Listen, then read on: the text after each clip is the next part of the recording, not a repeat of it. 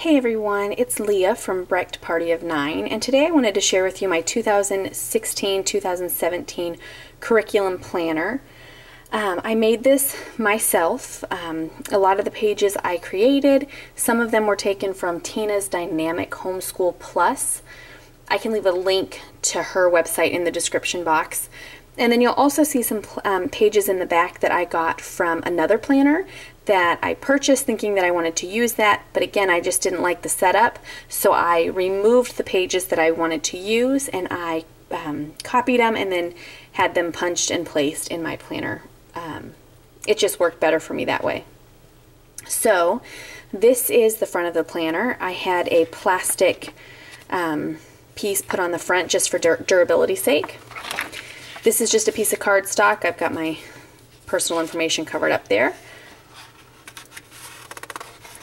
And on the inside, let me just straighten out here. On the inside of the cover, this is just a goals page. I haven't quite filled it out yet. I just started filling out my actual curriculum for the first week, but I have not filled out the front of this yet. So this is a homeschool goals, personal goals, health goals, and spiritual goals. So I'm going to fill that out with my husband. This is just a holiday list. Down here you can put birthdays or something, important dates to remember. And then instead of doing a year-round attendance calendar, I actually decided to go with a full 2016 and a full 2017 because we're actually starting school next week. And there is no homeschool year-round calendar that starts in June. So I'm just going to go and check off each date that we're in school. So I'll have one attendance calendar for all of my kids. It's just easier for me that way. And I figured this would work just fine for me. And then here is the meat and potatoes of my planner. So in the past, if you've watched any of my previous planner videos, I've always done a week on 2 pages. This year I decided to do a day on a page. With me having 4 kids in school this year, I didn't want to have to kind of condense everything down for an entire week on 2 pages. I just felt like I wouldn't have enough room and I'd be struggling to get it all to fit. So basically my husband created these pages for me. He created the template, and then I took them to Office Depot and I just had them copied front and back. So I had them make, I want to say I had them make 100 copies so that I would have 200 pages. A typical school year has 180 pages, but that way if there's any errors or if something changes, I can rip out and still have some extra ones. So getting started here, you'll see I have day 1, week 1, and these are blank and I fill them in. And then over here we have my kids who are in school, and down the side I have their main subjects. So math, English, reading, spelling and handwriting, science, and history.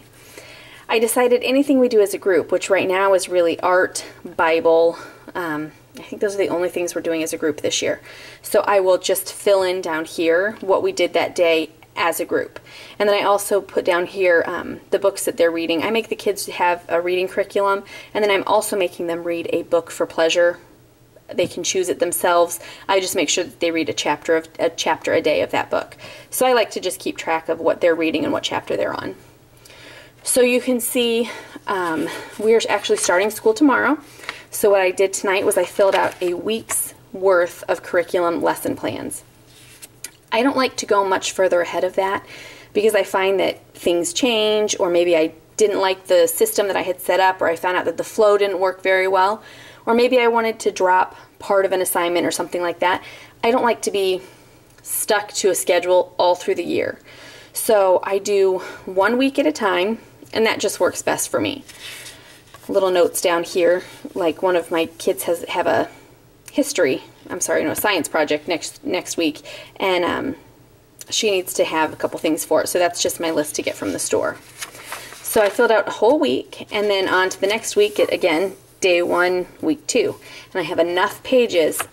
I think I have 200 pages, so I have enough for the entire school year, and then some.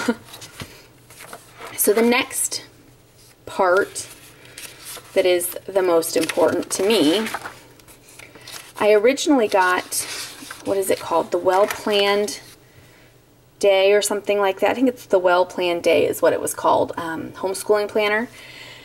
it was too big, too bulky, had too many extra things in it, and I just didn't want to lug it around with me, and I didn't want, it just was not set up the way I wanted. But I did like their planning pages. So in addition to these daily planning pages, this is just their calendar, I like their planner pages for the year. So for each student, and I want to say that planner has up to 6 students, they have a student page where you can work on a weekly schedule. Again, I haven't filled that out yet because we haven't started, and I kind of want to see how the day goes and how it flows. But you can see Olivia, she's in 5th grade. Then over here I like this. It has the subject and then the curriculum you choose for each subject. And then in addition on this side, now for math, she's doing teaching textbooks, so I didn't fill that out because it's all tracked on the computer. But everything else, I went through and filled out my goal or plan for the year. If this changes, no big deal, because I can change them back in these pages. But this is my goal. This is my go-to. And this is where I go when I'm trying to plan out the week. So I know in English, she's doing chapter 1, lessons 1 to 5. Well, 1 to 5, that's 1 lesson a day. So then I can go through my first 5 days, lesson 1, lesson 2, the page number, and we're good to go. Same thing for reading. They do reading 4 times a week, and then they have a day where they do an ABECA test, a reading test. So I have their 4 days a week, so lessons 1 to 4, test 1. Same thing with spelling. So this is spelling and handwriting, and in the top I did spelling in black, and I did handwriting in red. And then I have their science and their history. So then it goes on, I've got one for each of my kids. So let's see, there's Isaac's, and then we have Henry's. And then I liked their grading chart in the back of that planner as well, so I made sure to keep a copy of that. And their suggested reading list. I thought that that was a really good resource as well. So for the back cover, I just have a curriculum resource page. I don't know if I'll use it, fill it out, because I do have those resources already written under each child, but it might be a good idea to put it down and maybe write what it cost or something like that. And then this is on cardstock also. This is just the back of the planner. Just a cute design off of Tina's Dynamic Homeschool Plus. And then another piece of plastic just for durability's sake.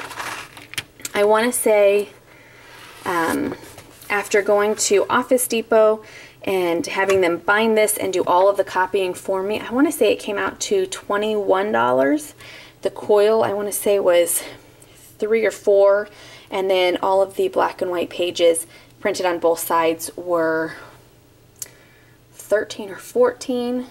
I can't remember. And then of course the cardstock cost a little bit more, and because we had the front and the back Xeroxed in color. So this is it. I think it's going to work really well. Obviously this is my first year doing a day on a page. I think I'm going to like it. I like having more details and not feeling like I have to write super small to make it all fit. So I will update you guys later and let you know how I feel about it.